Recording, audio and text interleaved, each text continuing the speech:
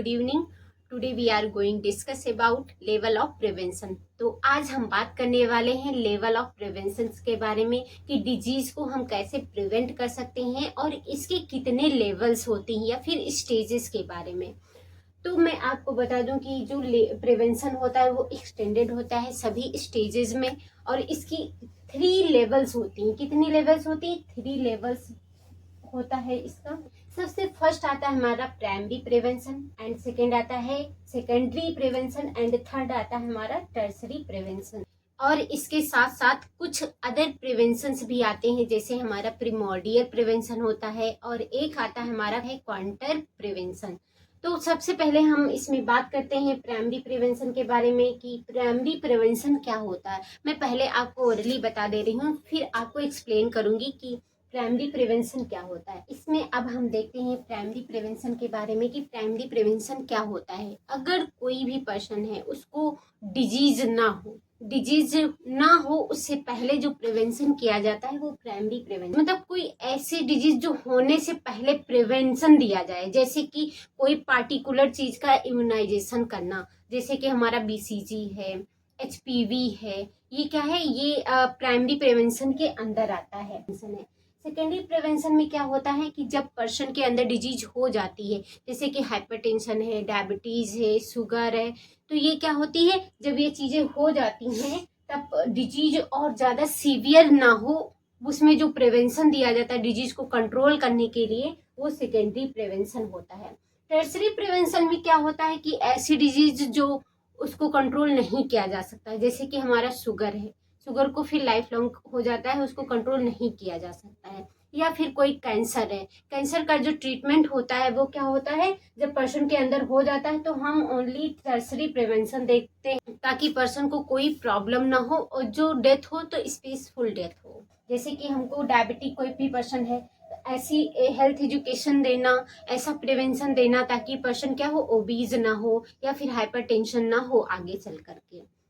जैसा कि मैंने आपको बताया कि जो प्रिवेंशन होता है उसके 3 लेवल्स होते हैं। कौन कौन से लेवल्स होते हैं? Primary prevention, secondary prevention and tertiary prevention. तो उसके अलावा भी कुछ अदर्स लेवल ऑफ प्रिवेंशन होते हैं जो हमारी प्राइमरी प्रिवेंशन से पहले आती है। प्राइमरी प्रिवेंशन से पहले आती है उसको क्या बोलते हैं? Primordial prevention. और जो टर्सरी प्रिवेंशन के बाद आती है उसको क्या बोलते हैं? Quaternary prevention. क्या बोलते हैं? जो टर्सरी प्रिवेंशन के लास्ट में आती, बाद में आती है, उसको बोलते हैं क्वाटरनरी प्रिवेंशन। तो इसमें हम बात करते हैं उन अदर लेवल्स के बारे में कि जो प्राइमरी प्रिवेंशन में यूज की जाती है। सबसे पहले इसमें क्या आता है? Primordial prevention. क्या होता है? Primordial prevention. इसमें क्या होता है ये जो प्रिमोर्डियल प्रिवेंशन होता है इसमें पर्सन को ऐसी हेल्थ एजुकेशन देना ताकि लाइफ लॉन्ग आगे कोई प्रॉब्लम ना हो। जैसे कि एज फॉर एग्जांपल में क्या होता है कि जैसे किसी बच्चे को हेल्थ एजुकेशन देना ईटिंग पर कि आप कम खाइए, कैसे खाइए ताकि आगे चल करके आप ओबीज ना हो। मतलब ऐसा हेल्थ एजुकेशन दिया जाता है कि आगे चल करके आपको शुगर ना हो या फिर हाइपरटेंशन ना हो, बीपी की दिक्कत ना हो। ये सारे हेल्थ एजुकेशन दिया जाता है प्रीमोर्डियल में ताकि लाइफ में आगे कोई प्रॉब्लम ना हो। नेक्स्ट हम बात करते हैं सेकेंड की। सेकेंड में क्या आता है हमारा? क्वाटरनरी। क्या आता है? Quaternary prevention. क्या आता है? Quaternary prevention. इसमें क्या होता है कि पर्सन को अननेसेसरी डायग्नोसिस करना या फिर अननेसेसरी ट्रीटमेंट देना, तो ये हमारा आता है क्वाटरनरी प्रिवेंशन के अंदर। अब मैं एक एक करके डिफाइन करूंगी कि प्राइमरी प्रिवेंशन क्या होता है, सेकेंडरी क्या होता है, टर्सरी क्या होता है या फिर हमारा प्रिमोर्डियल क्या होता है और क्वाटरनरी प्रिवेंशन क्या होता है। इसके बारे में अब हम डिटेल से डिस्कस करने वाले हैं। मैं अब देखती हूँ कि प्राइमरी प्रिवेंशन से पहले कौन सा प्रिवेंशन आता है और टर्सरी प्रिवेंशन के बाद कौन सा प्रिवेंशन आता है। तो मैं सभी प्रिवेंशन के बारे में इसमें बात करने वाली हूँ। अब मैं बात करती हूँ प्रीमोर्डियल प्रिवेंशन के बारे में कि प्रीमोर्डियल प्रिवेंशन क्या होता है। ये एक ऐसा प्रिवेंशन होता है जिसमें जो चाइल्ड्स होते हैं, जो बच्चे होते हैं, उनकी बैड हैबिट को एजुकेट किया जाता है या चेंजेस किया जाता है। जो भी उनकी बैड हैबिट है उनके बारे में उनको एजुकेट किया जाता है ताकि आगे चलकर वो किसी क्रोनिक डिजीज में ना बदल जाए या फिर किसी क्रोनिक डिजीज से ना सफर करें। तो हम देखते हैं कि प्रिमोर्डियल प्रिवेंशन के अंदर क्या करते हैं, सबसे पहले गोल सेट करते हैं, देखते हैं कि कम्युनिटी में या फिर हमारे सामने कौन कौन से रिस्क फैक्टर प्रेजेंट हो रहे हैं, कौन कौन सी डिजीज हमारे सामने आ रहे हैं। तो वो सबसे पहले हम क्या करेंगे, गोल सेट करेंगे। देन क्या करेंगे, हम फोकस करेंगे, उसी गोल पे हम फोकस करेंगे। और पर्सन, जो भी पॉपुलेशन होती है, जो पर्सन्स होते हैं, उनको क्या करेंगे, लेवल ऑफ पॉलिसी के बारे में एजुकेट करेंगे। क्या करेंगे, लेवल ऑफ पॉलिसी के बारे में उनको हम बताएंगे। और क्या करेंगे, उनकी जो भी लाइफ स्टाइल है उसके बारे में हम क्या करेंगे, एजुकेट करेंगे, ताकि उनकी लाइफ स्टाइल क्या हो सके, चेंज हो सके। तो ये होता है हमारा प्रिमोर्डियल प्रिवेंशन के अंदर। जैसे कि कुछ एग्जाम्पल्स होते हैं समझाने के लिए, क्या होते हैं, promoting healthy eating in school to prevent obesity, यानी कि जो स्कूल के चाइल्ड्स होते हैं, जो बच्चे होते हैं, उनको हेल्थ एजुकेट दिया जाता है, बताया जाता है कि आप डाइट पे कैसे फोकस करें, कौन सी नॉर्मल डाइट लें, ताकि आगे चल करके आप ओबिसिटी का शिकार ना हो, आपको मोटापा ना हो। या फिर ऐसा हेल्थ एजुकेशन दिया जाता है ताकि आगे चल करके उनको कोई शुगर ना हो या फिर हाइपरटेंशन ना हो। तो ये हमारा किस में आ जाएगा, प्रिमोर्डियल प्रिवेंशन के अंदर आ जाएगा। और क्या होता है, anti smoking law to prevent smoking attack, यानी कि पर्सन को बताना है, जो चाइल्ड है उसको एजुकेट करना है कि आप स्मोकिंग ना लें, एंटी स्मोकिंग ना करें, ताकि आगे चलकर किसी लंग्स डिजीज या फिर कैंसर का शिकार ना हो। ये हेल्थ एजुकेशन दिया जाता है चाइल्ड्स को। नेक्स्ट, अब मैं बात करती हूँ लेवल ऑफ प्रिवेंशन का। फर्स्ट प्रिवेंशन क्या होता है, प्राइमरी प्रिवेंशन। तो आज हम देखते हैं प्राइमरी प्रिवेंशन के बारे में कि प्राइमरी प्रिवेंशन क्या होता है। यह एक ऐसा प्रिवेंशन है या फिर ऐसा मेथड है जो किसी डिजीज के होने से पहले जो एक्शन लिया जाता है उसको ही बोलते हैं प्राइमरी प्रिवेंशन। इसमें क्या होता है, जो भी डिजीज सामने आ रही है, जो भी रिस्क फैक्टर सामने आ रहे हैं, उसका सबसे पहले क्या करते हैं, गोल सेट करते हैं। गोल सेट में करते हैं तो क्या चीजें देखते हैं, prevent the onset of disease by controlling risk factor, यानी कि जो डिजीज बहुत ज्यादा फैल रही है उसके बारे में क्या करते हैं, एजुकेट करते हैं पर्सन को। जो भी उसके रिस्क फैक्टर है, क्या है, जो भी उसके रिस्क फैक्टर है उसको कंट्रोल करने के लिए प्रिवेंशन दिया जाता है। नेक्स्ट हम बात करते हैं फोकस, यानी कि फोकस किस चीज पे फोकस करेंगे। जो भी हेल्दी पर्सन है, क्या है, जो जिनको डिजीज हो गया उन पर्सन को नहीं फोकस करना है इसमें। जिसको डिजीज नहीं हुआ है, जो हेल्दी इंडिविजुअल्स हैं, जो हेल्दी पर्सन हैं, उनको हम बताएंगे कि आपको क्या क्या रिस्क हो सकते हैं आगे चलकर।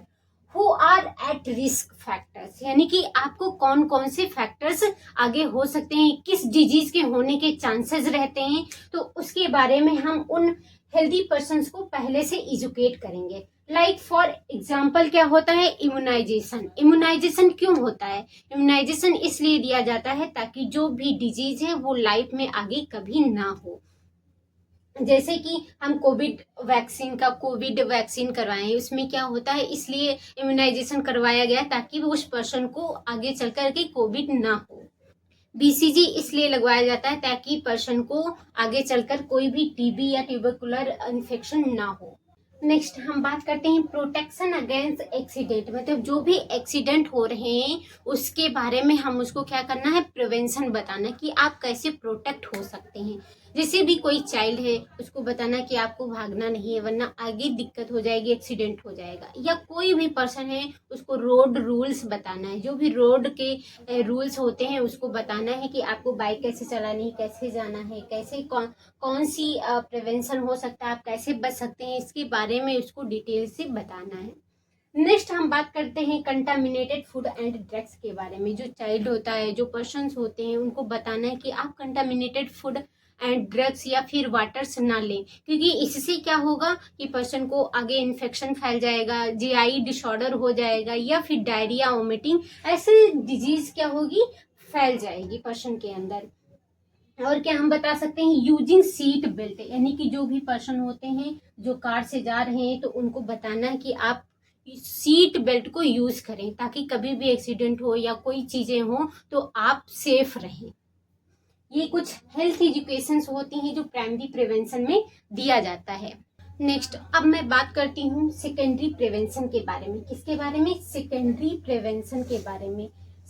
सेकेंडरी प्रिवेंशन एक ऐसी डिजीज होती है, एक ऐसी कंडीशंस होती है जिसमें पर्सन को क्या होता है, डिजीज हो जाती है, बट डिजीज होने के बाद तुरंत एक्शन लेना, सडन एक्शन लेना, जिससे जो डिजीज है वो प्रोग्रेशन ना हो, उसके प्रोग्रेशन को रोक दे, तो वो क्या कहलाता है? सेकेंडरी प्रिवेंशन कहलाता है। सेकेंडरी प्रिवेंशन के अंदर क्या करते हैं? गोल सेट करते हैं। गोल सेट क्या करते हैं? जब पर्सन के अंदर डिजीज डिटेक्ट हो जाती है, क्या होती है, डिजीज का पता चल जाता है, तो हम क्या करते हैं, उसका तुरंत ईयरली डायग्नोस करते हैं और ईयरली ट्रीटमेंट इसमें देते हैं। ये जो सेकेंडरी प्रिवेंशन होता है इसमें क्या करते हैं, एयरली डायग्नोस करके उसको तुरंत सडन ट्रीटमेंट दिया जाता है या तुरंत सडन एक्शन लिया जाता है। किस लिए लिया जाता है? ताकि जो डिजीज है उसके प्रोग्रेशन को रोक दिया जाए। क्या, किस लिए? उसके डिजीज के प्रोग्रेशन को रोक दें। ये होता है हमारा सेकेंडरी प्रिवेंशन के अंदर। इसमें हम देखते हैं कि फोकस किस चीज पे करेंगे, asymptomatic individuals with yearly disease और रिस्क, मतलब कि जो भी सिम्टम्स हैं या सिम्टम्स नहीं है तो उसको क्या करेंगे, इंडिविजुअल के अंदर पता करेंगे, डिटेक्ट करेंगे, उसके साथ साथ जो भी डिजीज है उसका ईयरली प्रिवेंशन देंगे ताकि जो भी रिस्क है उसको कम किया जाए, रिस्क से बचाया जा सके, ताकि ये जो डिजीज है सेकेंडरी वाली वो टर्सरी में कन्वर्ट ना हो, डिजीज आगे प्रोग्रेस ना करें। लाइक फॉर एग्जाम्पल क्या होते हैं, कैंसर स्क्रीनिंग, जैसे कि कोई भी पर्सन है जिसको ब्रेस्ट कैंसर है या कोई भी कैंसर के सिम्टम्स शो हो रहे हैं तो हम सबसे पहले क्या करेंगे, स्क्रीनिंग टेस्ट करेंगे। स्क्रीनिंग टेस्ट करेंगे जैसे कि हमारा मैमोग्राफी है या पैप स्मेयर है। ये किस लिए करवाते हैं? ये ब्रेस्ट कैंसर के लिए होता है जो हमारा मैमोग्राफी होता है, और पैप स्मेयर होता है हमारा सर्वाइकल कैंसर के लिए होता है। ये एक स्क्रीनिंग टेस्ट होता है जो हम क्या करते हैं, इससे कैंसर का पता लगा सकते हैं या फिर एक नॉर्मली स्क्रीनिंग टेस्ट हम कर सकते हैं। नेक्स्ट हम बात करते हैं ब्लड शुगर टेस्टिंग के बारे में। इसमें क्या होता है, जिस पर्सन को क्या करते हैं, ब्लड शुगर टेस्ट करते हैं, उसका जो लेवल होता है, शुगर लेवल जो होता है वो थोड़ा सा इंक्रीज होता है, तो हम क्या करते हैं, तुरंत उसका सडन ट्रीटमेंट प्रोवाइड करते हैं ताकि वो शुगर आगे ना कन्वर्ट हो पाए, इसका जो शुगर है वो आगे और ज्यादा ना बढ़ पाए। नेक्स्ट हम बात करते हैं ब्लड प्रेशर की। ये भी क्या करते हैं, ये भी ब्लड प्रेशर भी टाइमली चेक किया जाता है। अगर किसी भी पर्सन का क्या होता है, ब्लड प्रेशर बढ़ा हुआ रहता है तो हम उसको जो भी डिजीज होती हैं या जो भी प्रिवेंशंस होते हैं उसको प्रोवाइड करते हैं ताकि वो सीवियर में ना कन्वर्ट हो पाए, टर्सरी में ना कन्वर्ट हो पाए। ये कुछ होते हैं हमारे सेकेंडरी प्रिवेंशंस के। आई होप आप सभी लोगों को ये समझ में आया होगा कि सेकेंडरी प्रिवेंशन क्या होता है। नाउ मैं देखती हूँ टर्सरी प्रिवेंशन के बारे में कि टर्सरी प्रिवेंशन क्या होता है। फर्स्ट होता है हमारा प्राइमरी, सेकेंड होता है सेकेंडरी एंड थर्ड होता है हमारा टर्सरी। यानी कि ऐसी डिजीज जो सेकेंडरी प्रिवेंशन में ट्रीट नहीं होती है, सेकेंडरी डिजीज ट्रीट नहीं हो पाती है, तो वो कहाँ आ जाती है, हमारी टर्सरी के अंदर से आ जाती है। इसमें क्या होता है, जो डिजीज होती है उसकी कॉम्प्लिकेशन बहुत ज़्यादा हो जाते हैं, बहुत ज़्यादा कॉम्प्लिकेटेड केसेस हो जाता है, जिसको क्या करते हैं, इसमें ट्रीटमेंट पॉसिबल नहीं हो पाता है टर्सरी के अंदर। तो हम क्या करते हैं कि पर्सन के अंदर जो भी कॉम्प्लिकेशंस हैं उसको कम करने की कोशिश करते हैं। क्या करते हैं, देखिए इसमें गोल्स क्या होता है, reduce complications, improve quality of life and manage established disease। यानी कि जो डिजीज होती है उसमें क्या करते हैं, उसकी क्वालिटी को इम्प्रूव करते हैं, मतलब जो भी हेल्थ है, हेल्थ को क्या करते हैं, इम्प्रूव करते हैं ताकि जो लाइफ स्टाइल है वो आगे बढ़ जाए। और क्या करते हैं, जो भी उसके कॉम्प्लिकेशंस होते हैं उसको रिड्यूस किया जाता है, कम किया जाता है ताकि पर्सन को कोई डिस्कम्फर्ट ना फील हो। और क्या होता है, जो भी डिजीज है वो अगर जो इस्टेब्लिश्ड है यानी कि उसको क्या कर दे, वहीं पे रोक दे ताकि डिजीज आगे और ना कॉम्प्लिकेटेड हो पाए। ये इसके अंदर गोल्स होते हैं जो हम क्या करते हैं, पहले ही सेट कर लेते हैं ताकि जो भी टारगेट है हम उसको पूरा कर सके या फिर अचीव कर सके। तो हम बात करते हैं अब टारगेट के बारे में। टारगेट में क्या होता है, individuals already diagnosed with a disease. मतलब इसमें क्या है, बताया गया है कि जो इंडिविजुअल्स होता है, जो पर्सन होता है, जो व्यक्ति होता है, वो ऑलरेडी पहले से ही डायग्नोस्ड है कि इस पर्सन के अंदर ये डिजीज है, ये कंफर्म है, और वो सेकेंडरी में ही कंफर्म हो जाता है, बट जो डिजीज है वो टर्सरी लेवल तक आ गई है। तो इसमें हम क्या करते हैं, जो पर्सन होते हैं उसके अंदर जो डिजीज होती है उसकी कॉम्प्लिकेशंस को कम करने की कोशिश करते हैं। क्या करते हैं, कम करने की कोशिश करते हैं, ताकि जो डिजीज है वो और ज्यादा कॉम्प्लिकेटेड ना हो सके। लाइक फॉर एग्जाम्पल क्या होते हैं, रिहेबिलिटेशन आफ्टर ए स्ट्रोक। अगर किसी भी पर्सन के अंदर स्ट्रोक आ गया है, ब्रेन हैमरेज हो गया है, या फिर हम कह सकते हैं क्या हो गया है, सीवीए हो गया है, तो उस पर्सन के अंदर उसको क्या करते हैं, रिहेबिलिटेशन किया जाता है, ताकि उसके अंदर धीरे धीरे धीरे धीरे इम्प्रूवमेंट हो सके, जो उसकी बॉडी है, जो हेल्थ है, वो क्या हो, इम्प्रूव हो सके। अब मैं बात करती हूँ इंसुलिन थेरेपी की फॉर डायबिटीज।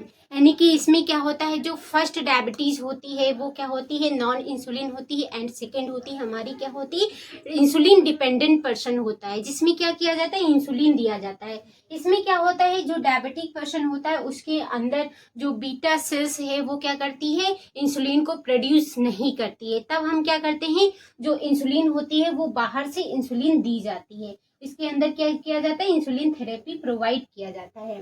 तो ये डिजीज क्या होती है, ये नॉन ट्रीटेबल होती है, ये लाइफ लॉन्ग चलती है, इसका ट्रीटमेंट नहीं हो पाता है। तो इसमें क्या होता है, इंसुलिन बाहर से दी जाती है, ताकि इसके जो भी कॉम्प्लिकेशंस हैं, जो भी चीजें हैं, उसको ट्रीट किया जा सके। पर्सन्स के जो भी डिस्कम्फर्ट हैं, जो भी कॉम्प्लिकेशंस हैं, उसको रिड्यूस किया जा सके। नेक्स्ट हम बात करते हैं support group of chronic illness. मतलब कोई भी क्रोनिक इलनेस है, जैसे कि अस्थमा है, निमोनिया है, या फिर अदर एड्स है, HIV है, हेपेटाइटिस है, कोई भी क्रोनिक डिजीज है जो बहुत ही लंबे टाइम से चल रही है, साल 2 साल से 3 साल, लॉन्ग टाइप चल रही, लाइफ लॉन्ग चल रही है। ये जो टर्सरी प्रिवेंशन होता है, इसमें कुछ ऐसे पर्सन्स होते हैं जो इरिवर्सिबल डिजीज से सफर कर रहे हैं, या फिर ऐसी कॉम्प्लिकेशन से सफर कर रहे हैं जिनको ट्रीट नहीं किया जा सकता है, या फिर उनके कॉम्प्लिकेशंस को कम नहीं किया जा सकता है। तो ये क्या करते हैं, इसमें हम स्पेसिफिक डेथ की ओर ले जाते हैं, ताकि जो भी उसके कॉम्प्लिकेशंस हैं या फिर जो भी डिस्कम्फर्ट हैं उनको कम किया जा सके, रिड्यूस किया जा सके। नेक्स्ट अब मैं बात करती हूँ क्वाटरनरी प्रिवेंशन के बारे में, कि क्वाटरनरी प्रिवेंशन क्या होता है। क्वाटरनरी प्रिवेंशन में क्या होता है कि जो पर्सन्स होता है उसको ओवर मेडिकेशन दिया जाता है, यानी कि जो एंटीबायोटिक्स हैं वो ओवर दी जाती हैं, जिसकी जरूरत नहीं होती है वो भी एंटीबायोटिक्स इसमें यूज की जाती है। अननेसेसरी इंटरवेंशंस, मतलब उसको अननेसेसरी बताया जाता है कि आप इसके नहीं, इसकी और आपको रिक्वायरमेंट है, बट ऐसा नहीं होता है। ये जो क्वाटरनरी प्रिवेंशन है ये किस लिए दिया गया है, कि पेशेंट को किसी भी प्रकार का हार्म ना हो, वो चाहे फाइनेंशियली हो या चाहे फिजिकली हो। तो इसमें टारगेट क्या होता है, कि जो पर्सन्स होते हैं उनको बताया जाता है कि आपके रिस्क फैक्टर कौन से हैं, आपको कौन कौन सी मेडिसिन दी जाती है, और क्या डायग्नोसिस करवाया जाता है, ये सारी चीजें उसको हम बता सकते हैं। क्वाटरनरी प्रिवेंशन के अंदर टारगेट क्या होता है, टारगेट में जो भी पीपल्स होते हैं वो risk of over diagnosis are over treated, यानी कि इसमें ये बताया गया है कि कुछ पीपल्स होते हैं जो रिस्क में रहते हैं। कैसे रिस्क में रहते हैं, कि ओवर डायग्नोसिस होने में। जैसे कि किसी भी पर्सन का क्या हुआ है, फ्रैक्चर हो गया, हैंड फ्रैक्चर हो गया है, हैंड फ्रैक्चर हो गया तो हम क्या करवाते हैं, एक्सरे करवाते हैं। एक्सरे में क्लियर पता हो रहा है कि हाथ का फ्रैक्चर हो गया है, बट कुछ डॉक्टर्स या कुछ अदर्स लोग होते हैं जो क्या करते हैं, सीटी करवा देते हैं, जबकि उसमें एक्सरे में क्लियर था, तो सीटी स्कैन का कोई मतलब नहीं था या करवाने की कोई जरूरत नहीं थी, लेकिन फिर भी ओवर क्या किया, ओवर डायग्नोसिस करवा दी, जिसमें क्या होता है, पेशेंट का फिजिकली हार्म होता है और फाइनेंशियली भी हार्म होता है। और क्या होता है, कुछ पर्सन ऐसे होते हैं जिनमें एक नॉर्मली एंटीबायोटिक चलाने से पर्सन की कंडीशन ट्रीट हो सकती थी या इम्प्रूव हो सकती थी, बट बहुत महंगी महंगी कॉस्टली एंटीबायोटिक्स स्टार्ट करते हैं, जिससे पेशेंट को फाइनेंशियली और फिजिकली दोनों हार्म होता है। और अब हम बात करेंगे कि एग्जाम्पल्स क्या होते हैं। लाइक फॉर एग्जाम्पल क्या है, अवॉइडिंग अननेसेसरी एंटीबायोटिक्स, मतलब कि पर्सन को क्या करना है, अवॉइड करना है। जो अननेसेसरी एंटीबायोटिक्स हैं उनको क्या करना है, अवॉइड करना है, नहीं लेना है। जिनकी जरूरत नहीं है वो एंटीबायोटिक्स नहीं लेनी है। नेक्स्ट हम बात करते हैं री evaluating patient with multiple medications, यानी कि इसमें हम ये देखते हैं कि कोई भी पर्सन है उसमें चेक किया जाता है, इवेल्युएट किया जाता है कि पर्सन कोई रिपीट मेडिसिन तो नहीं ले रहा है, कोई बार बार दवाई तो वही नहीं ले रहा है। इसके बारे में क्या करना होता है, इवेल्युएट करना होता है। Avoiding unnecessary screening in very elderly patient, मतलब जो भी वेरी एल्डरली पेशेंट होता है उसमें अवॉइड करना है बार बार स्क्रीनिंग टेस्ट के लिए। तो आपको बता दूं, ऐसी कोई भी अननेसेसरी वर्क नहीं करना है जिससे पेशेंट को फिजिकली और फाइनेंशियली हार्म हो। अगर जो कोई अननेसेसरी करवा रहा है, कोई अननेसेसरी डायग्नोसिस या ओवर ट्रीटेड करवा रहा है, तो वो किसके अंदर आएगा, क्वाटरनरी प्रिवेंशन के अंदर आता है। आई होप आप सभी लोगों को ये टॉपिक समझ में आया होगा कि लेवल ऑफ डिजीज प्रिवेंशन क्या होता है, जिसमें मैंने बहुत ही क्लियर तरीके से बताया है, बहुत ही एक्सप्लेन करके बताया है। वेरी क्लियरली टॉपिक है डिजीज ऑफ प्रिवेंशन के बारे में, उसके लेवल कितने होते हैं मैंने एक एक करके डिटेल से डिस्कस किया है और एक्सप्लेन किया है। आई होप आप सभी लोगों को ये टॉपिक समझ में आ गया होगा। Thank you.